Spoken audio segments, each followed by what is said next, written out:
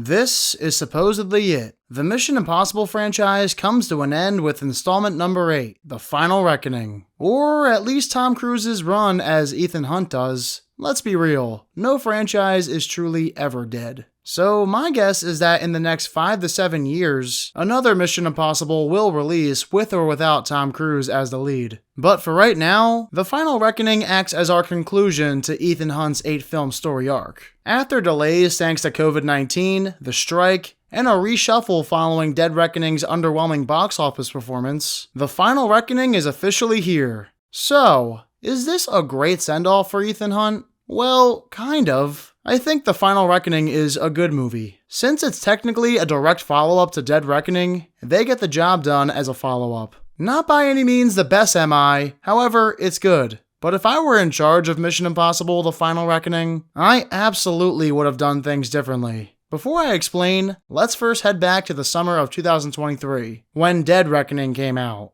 At the time, it was known as Part 1, so immediately, we knew the story would be incomplete, unlike missions 1 through 6. And yes, that was absolutely one of my biggest flaws with Dead Reckoning. Besides the unnecessary long runtime, of course. When I saw Dead Reckoning in July 2023, I left the theater disappointed, and on recent rewatch, I liked it even less. Sure, I may have been comparing Dead Reckoning to Fallout on both occasions, considering this was the movie to follow up Fallout, and that's not really fair. Fallout was so great, nothing could top it in my eyes. But still, Dead Reckoning was far from perfect, despite having the tough follow-up task. I don't understand how it received critical acclaim from critics and audiences, with some saying it's the best Mission Impossible of all time. What? Not only is the film incomplete and very long, there's also too many characters, a series of conversations that don't further the plot, and a villain who's severely undercooked.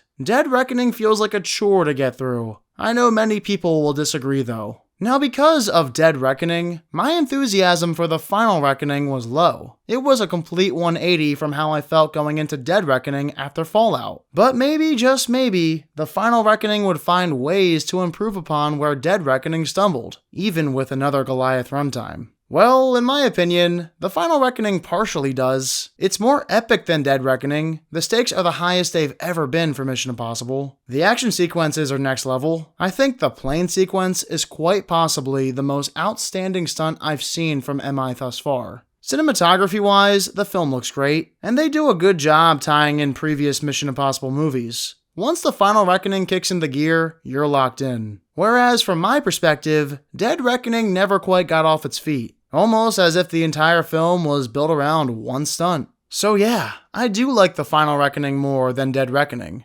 Nonetheless, I still think Christopher McQuarrie and company could have done better. If I were in charge, there's just no chance I'd split Dead Reckoning and The Final Reckoning into 2 movies. Coming off Fallout, all you really needed was one last epic installment to close Tom Cruise's run as Ethan Hunt. Between the 2 films, you have to sit through nearly 6 total hours, most of which is overexploited dialogue scenes anyway. I'm of the belief they could have trimmed a ton from 7 and 8 in favor of making a singular, compelling action film. The existence of Dead Reckoning alone hurt The Final Reckoning, because The Final Reckoning relies on Dead Reckoning's setup. They had to finish what Dead Reckoning started, unfortunately. And of course, if Dead Reckoning is almost 3 hours, Part 2 has to be longer, I guess. Okay, so how do you make The Final Reckoning better, even with Dead Reckoning's existence? Well, the obvious answer is to make The Final Reckoning shorter. Trim or remove any scene with an overabundance of dialogue. Most notably the scene where Hunt goes to Mount Weather. They spend so much time here talking about whether or not to trust Ethan. It gets to the point of insanity. Like, do they not remember how many times this man saved the world by going rogue? Come on now. He's the only person you could trust to save the world.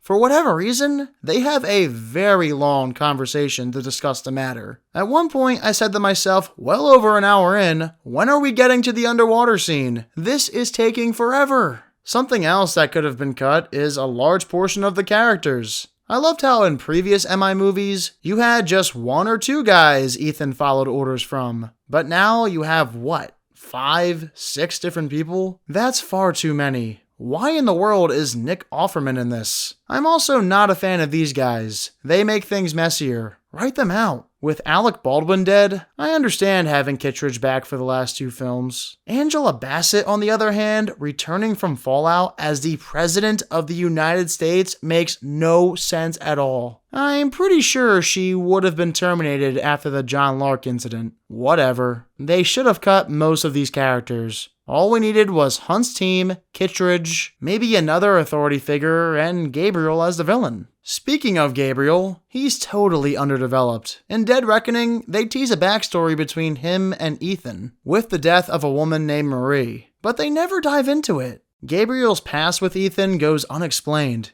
and maybe that's because after Dead Reckoning's box office shortcomings, Macquarie and Paramount felt they had to pivot. Maybe casual viewers didn't care to learn more about this backstory. From their perspective, maybe all audiences wanted was spectacle, between epic stunts, huge stakes, and setting all of that up during the Final Reckoning's first half. Those are just my thoughts on what Macquarie was potentially thinking. In my opinion, it was actually cool to have a villain connected to Ethan's past, something we had never seen before. I wish they explored this, but clearly they switched things around and chose to ignore Ethan's past. Truly a missed opportunity. If there's something good Dead Reckoning introduced, it was that. Real quick before we continue, if you're new here, make sure to subscribe and turn on all notifications for upcoming videos.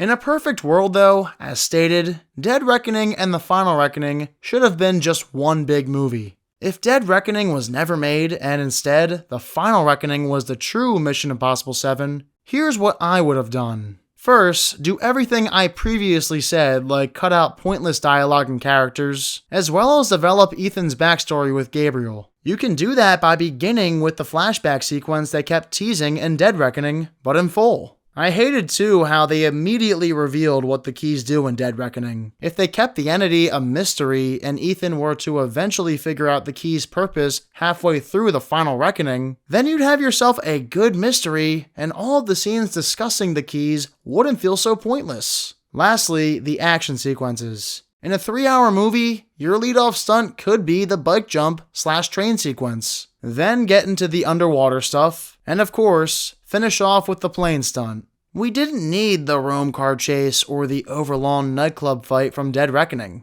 The other 3 sequences are far superior. A film like this would be better paced, less messy with fewer characters. You'd have a compelling villain on your hands now in the form of Gabriel, an intriguing mystery, and getting all 3 of those epic action sequences would be incredible compared to what ultimately was Dead Reckoning and the Final Reckoning. If they went in this direction following Fallout, they may have had a rival to Fallout on their hands for the best overall Mission Impossible movie. Regardless of what could have been, I had fun with the Final Reckoning. Once it got into the nitty-gritty, I was sold. If this is truly Tom Cruise's last time playing Ethan Hunt, we had a hell of a ride watching him for 30 years. Thanks to numerous great entries from the franchise, Mission Impossible has become one of my favorite franchises in Hollywood. I'll likely check out the Final Reckoning again in IMAX before leaving theaters, because that's how a movie like this should be watched. Alright, what are your thoughts on Mission Impossible The Final Reckoning? Do you agree it could have been better? And if you do agree, how would you fix The Final Reckoning? Let me know in the comments. Well, thank you all so much for watching this video. Again, if you're new here, be sure to subscribe, and if you enjoyed yourself, click that like button. I'll catch you all in the next one. See you then.